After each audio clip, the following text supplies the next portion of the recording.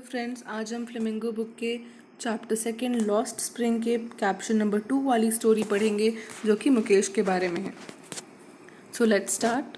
Mukesh insist on being his own master. Mukesh pressure डालता है, वो एक बच्चा है, वो कहता है कि मैं अपना खुद का मालिक बनना चाहता हूँ। I will be a motor mechanic, he announces. और वो मुझे बताता है बहुत खुशी से कि वो एक मोटर मैकेनिक बनेगा, यानी वो गाड़ियों को ठीक करने वाला मैकेनिक बनना चाहता है। मैंने उससे पूछा, do you know anything about cars? क्या तुम्हें कार्स के बारे में कुछ भी पता है? I will learn to drive a car, he answers looking straight into my eyes.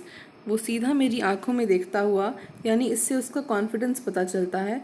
वो बहुत ही कॉन्फिडेंस के साथ कहता है कि मैं कार चलाना सीख लूँगा। His dream looms like a mirage amidst the dust of streets that fill his town Firozabad, famous for its bangles. Firozabad एक सिटी है आगरा के बगल में, जो कि इंडिया की ग्लास मेकिंग इंडस्ट्री का सेंटर माना जाता है। और हम इसे क्वालिटी ऑफ बैंगल्स, जो वहाँ चूड़ियाँ बनती हैं, उसकी क्वालिटी के लिए भी जानते हैं। तो उसका जो सपना है वो एक लूम की तरह मायरज बनाता है। मायरज यानी बहुत कम चांसेस हैं उस विश या फिर होप के फुलफिल होने का। हम इसे शॉर्ट में कह सकते हैं अनरियलिस्टिक होप और wish that can't be achieved. तो उसका जो सपना है वो इस लूम में घूमता रहता है, जो कि शायद कभी पूरा नहीं होगा उसके अपने ही शहर फिरोज़ाबाद की धूल भरी गलियों में। Every other family in Firozabad is engaged in making bangles. Firozabad का हर एक परिवार चूड़ियाँ बनाने में ही एंगेज्ड है, उनका वही काम है। It is the centre of India's glass blowing industry. Firozabad India के ग्लास ब्लोइंग इंडस्ट्री का भी सेंटर है। ग्लास ब्लोइंग क्या होता है? ग्लास ब्लोइंग यानी हम ग्लास को, मोल्टन ग्लास को एक विंड पाइप के जरिए फूंक कर उसको शेप देते हैं। ये बहुत ही डेंजरस प्रोसेस है और इसी को हम ग्लास ब्लोइंग कहते हैं। Where families have spent generations working around furnaces, welding glass, making bangles for all the women in the land, it seems. और फिरोज़ाबाद के लोगों ने अपना जनरेशन्स, अपने सारे कुल को लगा दिया है कि वो भट्टी में काम करें, ग्लास को वेल्ड करें यानी दो टुकड़ों को जोड़ें, चूड़ियाँ बनाएं। जितनी भी औरतें हैं उन्हें भूमि पर दिखती हैं, उन सब के लिए वो चूड़ियाँ बनाते हैं। Mukesh family is among them. Mukesh का परिवार भी उन्हीं परिवारों में से एक है। None of them know that it is illegal for children like him to work in the glass furnaces with high temperatures. उन लोगों में से किसी को ये पता नहीं है कि मुकेश जैसे बच्चों का उस फर्नेस में काम करना इलीगल है, यानी अवैध है, कानूनी रूप से गलत है। कहाँ काम करना? In glass furnaces with high temperatures. शीशे की भट्टियों में काम करना जहाँ टेम्परेचर बहुत ज़्यादा हाई होता है, यानी गर्मी बहुत ज़्यादा होती है। In dingy cells without air and light. उन छोटे छोटे अंधेरे वाले कमरे में जहाँ हवा भी नहीं है और लाइट भी नहीं है। That the law if enforced could get him and all those 20,000 children out of the hot furnaces where they slog their day light hours. और अगर इसके खिलाफ जो कानून है, अगर वो अच्छे से इन्फोर्स किया जाए, अच्छे से लागू किया जाए, तो वो मुकेश और उसके जैसे 20,000 और बच्चों को उस आग की भट्टियों से निकाल सकता है जहाँ वो अपने दिन के घंटों में बहुत मेहनत करते हैं। Mukesh often losing the brightness of their eyes. और उतना काम करने के बाद, उतनी गर्म भट्टियों में काम करने के बाद आपकी आँखों की रोशनी को नुकसान पहुँचता है और बहुत ही कम उम्र में आँखों की रोशनी चली जाती है। Mukesh eyes beam as he volunteers to take me home. वो मुझे घर ले जाने के लिए बहुत उत्साहित है, उसकी आंखें चमकती हैं। Which he proudly says is being rebuilt. उसका घर रिनोवेट हो रहा है, फिर से बन रहा है और उसे इस बात पे भी बहुत गर्व है। वो खुशी से बताता है कि उसका घर रिनोवेट हो रहा है। We walk down stinking lanes choked with garbage. हम ऐसी गलियों से गुजरते हैं जहाँ कचरे को इस तरह से रखा गया है कि स्पेस बहुत ही कन्फाइंड हो गया है, चलने फिरने के लिए बिल्कुल भी जगह नहीं है। Past homes that remain hovels with crumbling walls. और ऐसे घरों से हम गुजरते हैं जो बिल्कुल झोपड़ों की तरह हैं, उनके वॉल्स क्रम्बलिंग हैं, यानी कुछ ना कुछ उन दीवारों में से झड़ रहा है। दरवाजे वॉबली हैं यानी स्टेबल नहीं है, हल्की सी भी विंड चलने पे, हल्की सी भी हवा चलने पे, हल्का सा भी टच होने पे वो हिलने लगते हैं, स्टीडी नहीं है। नो विंडोज़, कोई खिड़की नहीं है किसी घर में, वेंटिलेशन नहीं है।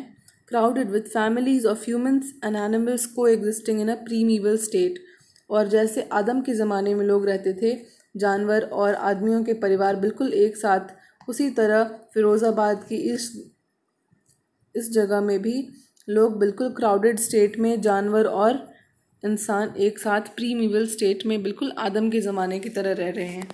ही stops at the door of one such house, Mukesh रुकता है किसी ऐसे ही घर की दरवाजे पे। Bangs a wobbly iron door with his foot, अपने पैर से उसने एक डगमगाते हुए लोहे के दरवाजे को बैंग किया, ठोकर मारी, एंड पुशेस इट ओपन, और वो दरवाज़ा खुल गया। We entered a half built shack, हम एक आधे बने हुए झोपड़े में घुसे।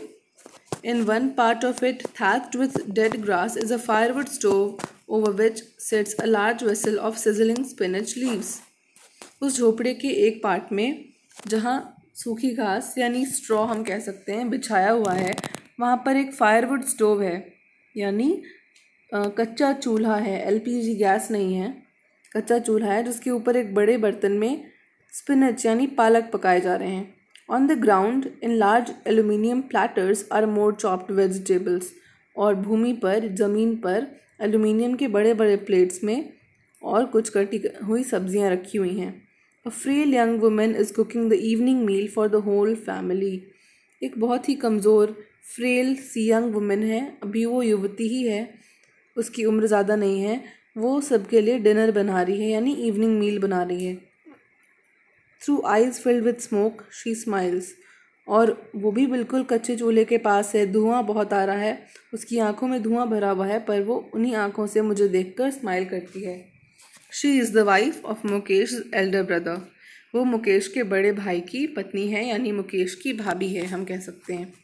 Not much older in years, she had begun to command respect as the bahu, वो उसकी उम्र भी ज़्यादा नहीं है, उसकी उम्र बहुत कम है, पर फिर भी उसे बहू का सम्मान मिलने लगा है। बहू मतलब daughter in law of the house. Already in the charge of 3 men, her husband Mukesh and their father, और वो इतनी कम उम्र में वो 3 लोगों को हैंडल करती है, एक अपने पति यानी मुकेश के भैया को, मुकेश को और उनके पिताजी को, यानी अपने हस्बैंड को, अपने ब्रदर इन लॉ को और अपने फादर इन लॉ को। When the older man enters, she gently withdraws behind the broken wall and brings her veil closer to her face. जब बूढ़े आदमी, जो बड़े मैन हैं, घर के एल्डर हैं, जब वो एंटर करते हैं तो वो टूटे हुई दीवार के पीछे छुप जाती है और अपना घूंघट अपने चेहरे के पास कर लेती है। As custom demands, daughters in law must veil their faces before male elders. और जैसा कि हमारी परंपराएं हमें सिखाती हैं कि जो बहुएं होती है घर की यानी डॉटर्स इन लॉ होती हैं, उन्हें अपने चेहरे पर घूंघट कर लेना चाहिए मेल एल्डर्स के सामने। In this case the elder is an impoverished bangle maker, इस केस में उसके घर का जो एल्डर है वो एक इम्पॉवरिश्ड, बेचारा बहुत ही कमज़ोर बूढ़ा हो चुका है, बैंगल मेकर है।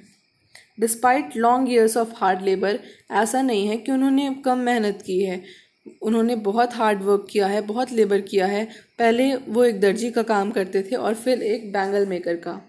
ही has failed to renovate a house, send his 2 sons to the school, इतनी मेहनत करने के बाद भी वो अपना पुराना घर रिपेयर नहीं करा पाए, अपने 2 बच्चों को स्कूल नहीं भेज पाए। All he has managed to do is teach them what he knows, the art of making bangles. वो जो भी अभी तक अपने जीवन में अचीव कर पाए हैं वो ये कि उन्होंने अपने बेटों को वो आर्ट सिखाई जो उन्हें आती थी, यानी चूड़ियाँ बनाने की आर्ट। इट इज़ हिज करम, his destiny, says Mukesh his grand mother.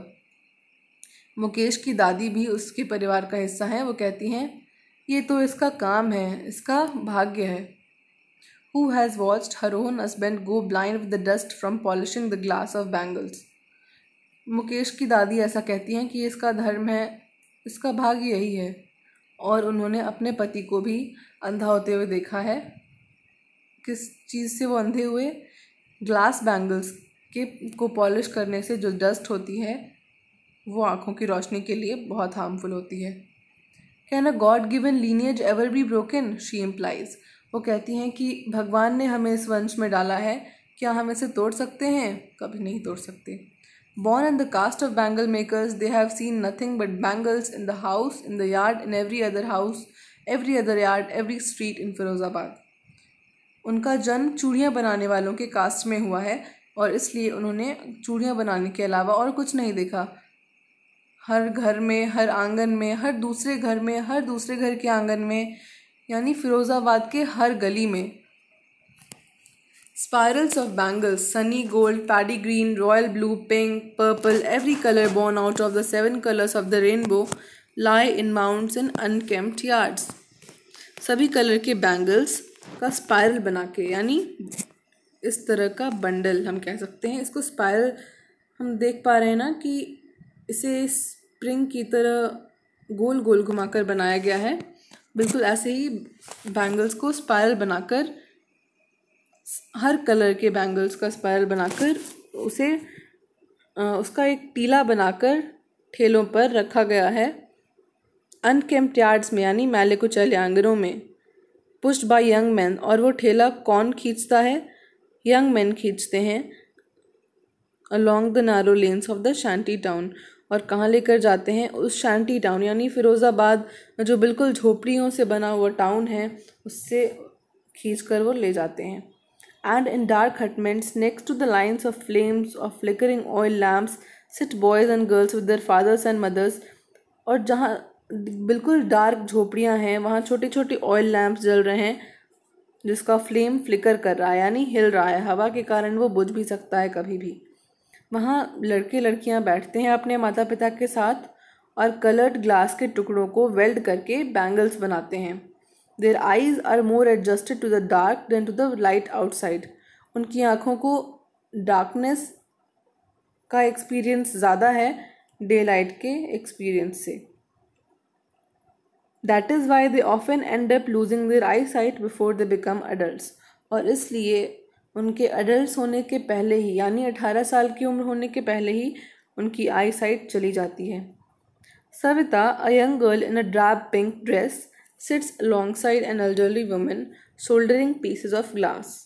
Savita एक छोटी बच्ची है जिसने डल पिंक कलर की ड्रेस पहन रखी है। वो एक बूढ़ी औरत के साथ बैठकर ग्लास के पीसेस को सोल्डर कर रही है, यानी दो मेटल पीसेस को जब हम जोड़ते हैं तो हम उस प्रोसेस का नाम सोल्डरिंग रखते हैं। तो वो ग्लास के पीसेस को जोड़ रही है।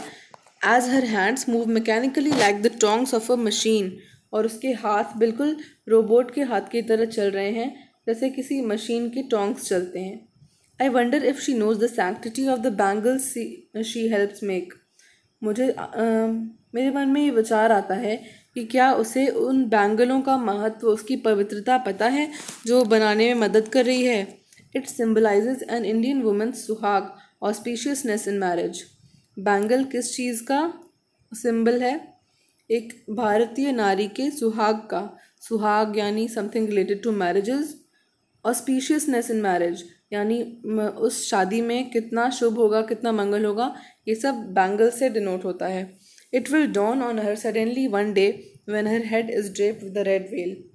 शायद उसे ये सब अभी नहीं पता होगा, उसे ये सब अचानक से किसी दिन पता चलेगा जब उसके सर पे लाल घूंघट डाल दिया जाएगा, उसके हाथों को लाल कर दिया जाएगा हिना से यानी मेहंदी से, and red bangles rolled on to her wrist, और उसकी कलाई पर लाल चूड़ियाँ पहना दी जाएंगी। तब उसे शायद ये समझ में आएगा कि बैंगल्स की सैंक्टिटी क्या है, वो किस चीज़ का सिंबल है।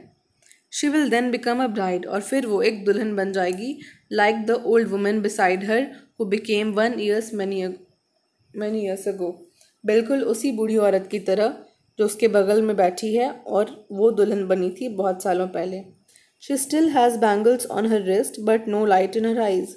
उसके हाथों पर, उस बूढ़ी औरत के हाथों पर अभी भी चूड़ियाँ हैं पर आँखों में कोई लाइट नहीं, कोई चमक नहीं। एक वक्त शेर भर खाना भी नहीं खाया। वो कहती है कि मैंने एक वक्त शेर भर खाना भी नहीं खाया, यानी अपने जीवन में मैंने अभी तक एक भी मील नहीं किया जिसमें मेरा पेट अच्छी तरह से भरा हो। In a voice drained of joy, और उसकी आवाज़ में कोई भी उत्साह, कोई भी आनंद नहीं रहता। She has not enjoyed even one full meal in her entire lifetime. That's what she has reaped. और यही उसकी इतनी मेहनत का रिजल्ट है। अपनी आई साइट खोना, उतनी गर्मी, उतने डार्क रूम्स में रहना, और उसका रिजल्ट क्या है कि उसे अपने जीवन में एक वक्त शेर भर खाना भी नहीं मिला। Her husband, an old man with a flowing beard, says, और उस औरत के एक हस्बैंड भी हैं जिनकी एक फ्लोइंग बियर्ड है, यानी बहुत लंबी दाढ़ी है। वो कहते हैं, I know nothing except bangles, मुझे चूड़ियों को छोड़कर कुछ और नहीं पता। All I have done is to make a house for the family to live in. मैंने अभी तक जो भी अचीव किया है अपने जीवन में, मैंने ये किया कि अपने परिवार के रहने के लिए एक घर बनाया है। हियरिंग हिम, उनकी ये बातें सुनकर, one wonders if he has achieved what many have failed in the life time, he has a roof over his head. उनकी ये बात सुनकर बहुत लोगों को ऐसा भी लगता है कि क्या इन्होंने जो अचीव किया वो बहुत ज़्यादा नहीं है, क्योंकि हमने वो फेल कर लिया, हमें वो अचीव नहीं हुआ। He has a roof over his head, यानी कई लोगों के सर पे अभी भी छत नहीं है, और जब वो इस मैन की बातों को सुनेंगे तो उन्हें लगेगा कि इनका ये अचीवमेंट तो बहुत बड़ा है। यानी उनकी इतनी पुअर कंडीशन होने के बाद भी कोई और भी उससे पुअर हो सकता है जिसके लिए ये कंडीशन आइडियल हो, ड्रीम कम ट्रू वाली कंडीशन हो। The cry of not having money to do anything except carry on the business of making bangles, not even enough to eat rings in every home. उनके घर में खाने का अगर कुछ नहीं होगा, अगर वो बैंगल्स नहीं बनाएंगे तो। The young man echo the lament of their elders. जो यंग मैन है, यानी जो अभी युवा हैं, वो भी अपने एल्डर्स, अपने माता पिता का, अपने पूर्वजों का क्या कह सकते हैं हम इसे, लैमेंट ऑफ द एल्डर्स, यानी उनका दुख, उनका विलाप यंग मैन में झलकता है। Little has moved with time, समय के साथ बहुत कम परिवर्तन हुआ है। इट सीम्स इन फिरोज़ाबाद, ऐसा लगता है कि फिरोज़ाबाद में समय बदला है पर चीज़ें नहीं बदली। Years of mind-numbing toil have killed all initiative and the ability to dream. उन्होंने इतना श्रम किया है कि हमारा माइंड उस एक्सट्रीम को जानकर आगे कुछ सोच नहीं पाएगा। उन्होंने इतना श्रम किया है कि हमारे दिमाग को सुनकर ही बहुत बड़ा झटका लगेगा कि अरे इतनी कोई मेहनत कैसे कर सकता है। उन्होंने इतनी मेहनत की है कि उनका सारा इनिशिएटिव मर गया है, यानी कुछ स्टार्ट करने का जो ड्रीम होता है, कुछ नया शुरू करने का सपना होता है, वो सब कुछ दब गया है। Why not organize yourselves into a cooperative? I ask a group of young men who have fallen into the vicious circle of middlemen who trapped their fathers and forefathers. मैंने एक यंग मैन के group से पूछा कि आप अपने आप को कोऑपरेटिव बनाकर एक संगठन क्यों नहीं खड़ा करते, आप लड़ते क्यों नहीं हैं उस विशियस सर्कल, यानी उन लोगों के जाल में आप क्यों फंस गए जिन्होंने आपके पिता और पूर्वजों को भी अपने वश में किया था। If we get organised we are the ones who will be hauled up by the police. Middle man यहाँ क्या है? मिडिल मैन जो बीच का काम करते हैं, यानी चेन बनाने का काम करते हैं। जैसे चूड़ी बनाने वाले और कस्टमर्स के बीच में जो भी बिजनेसमैन आएंगे, यहाँ पे उन्हें मिडिलमैन के रूप में रेफ़र किया गया है। तो मिडिलमैन उन्हें फंसा कर रखे हैं कि आप इस बिज़नेस से बाहर नहीं आओगे, आप चूड़ियाँ बनाओगे, हम बेचेंगे, हमें प्रॉफिट होगा। तो राइटर उससे पूछती है कि आप इस विशियस ट्रैप से बाहर आने का कुछ उपाय क्यों नहीं खोजते, आप संगठन क्यों नहीं बनाते। तो यंग मैन कहते हैं कि अगर हम संगठन बनाएंगे भी तो हम ही लोगों पर पुलिस हमें घसीट कर ले जाएगी, मारेगी, पीटेगी और जेल में बंद कर देगी, क्योंकि उन्हें लगेगा कि हमने कुछ इलीगल किया है। There is no leader among them, हमारे बीच में हमारा कोई नेता नहीं है। No one who could help them see things differently, ऐसा कोई भी नहीं है जो उन्हें चीज़ों को दूसरे नज़रिए से देखने के लिए हेल्प करे। Their fathers are as tired as they are, उनके पिता भी बिल्कुल उनकी तरह ही थक चुके हैं। They talk endlessly in a spiral that moves from poverty to apathy. वो एक स्पाइरल में बात करते हैं। वो शुरू होते हैं गरीबी से, फिर वो चले जाते हैं अपनी दुख के बारे में, लालच पे और फिर अन्याय पे। Listening to them I see two distinct worlds. उनकी इन सारी बातों को सुनकर मुझे दो अलग दुनिया दिखाई देती है।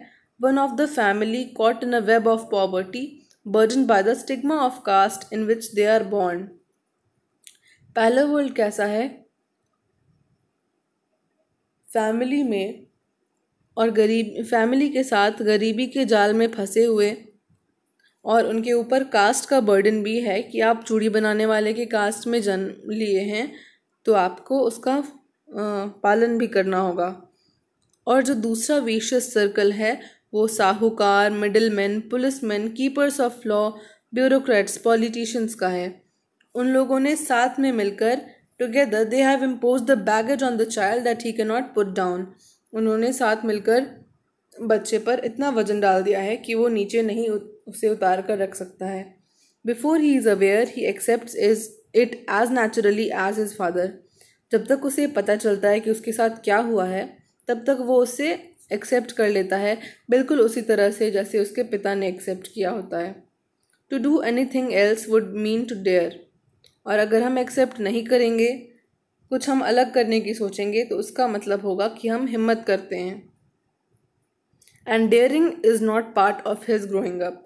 और ऐसे लोगों को हिम्मत करने का कोई अधिकार नहीं है। When I sense a flash of it in Mukesh I am cheered. और उसी साहस का मुझे हल्की सी झलक मुकेश में दिखती है तो मुझे बहुत खुशी होती है। I want to be a motor mechanic, he repeats. वो फिर से रिपीट करता है कि मुझे एक मोटर मैकेनिक बनना है। He will go to a garage and learn. वो एक गैराज जाकर सीखेगा कार चलाना, उसे रिपेयर करना। But the garage is a long way from his home. फिर मैंने उसे याद दिलाया कि गैरेज तो तुम्हारे घर से बहुत दूर है। I will walk, he insist. वो फिर भी जिद करता है कि मैं वॉक करके चला जाऊंगा। Do you also dream of flying a plane? मैंने उससे पूछा कि क्या तुम्हें प्लेन उड़ाने का भी सपना आता है? He is suddenly silent. वो अचानक से चुप हो जाता है, कहता है no, staring at the ground, और अपनी दृष्टि भूमि पर गड़ा लेता है। In his small murmur there is an embarrassment that has not yet turn into regret. यानी उसे अभी भी अपने सपने पर गर्व है। वो कुछ ज़्यादा बड़ा नहीं सोच रहा, वो बस एक मोटर मैकेनिक बनना चाहता है, पर उसे थोड़ी सी लज्जा आती है, शर्म आती है। कोई पछतावा नहीं है। He is content to dream of cars that he sees hurtling down the streets of his town. और उसे कार्स को चलते हुए देखना ही उसे संतुष्टि देता है, जो वो अपनी टाउन की स्ट्रीट्स पर देखा करता है। Few airplanes fly over Firozabad. और फिरोज़ाबाद के ऊपर से कुछ एरोप्लेन्स भी गुजरते हैं। ये चैप्टर यहाँ ख़त्म होता है। कुछ बहुत ही इंटरेस्टिंग क्वेश्चंस हैं, understanding the text, talking about the text, और इधर थिंक एज यू रीड। तो आप ये खुद से कर लेंगे। और ऐसे ही अच्छे एजुकेशनल वीडियोस देखने के लिए आप चैनल को सब्सक्राइब कर सकते हैं अगर अभी तक आपने नहीं किया हो तो। Thanks for watching.